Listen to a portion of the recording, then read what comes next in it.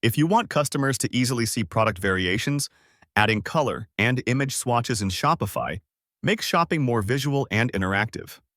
Start by logging into your Shopify admin dashboard and going to Products. Select the product you want to add swatches for and ensure variants are added for each color or style, including uploading images for each variant. Save the product. If your theme doesn't natively support swatches, go to the Shopify App Store and search for a trusted color or image swatch app. Install the app and open it from your dashboard. Configure the swatches by linking each product variant to its color or image.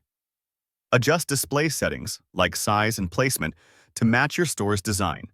Save your changes and preview the product page to confirm the swatches appear correctly and allow customers to select variations visually. After saving, your product page will display color and image swatches for easier selection. Thanks for watching, and I'll see you in the next video.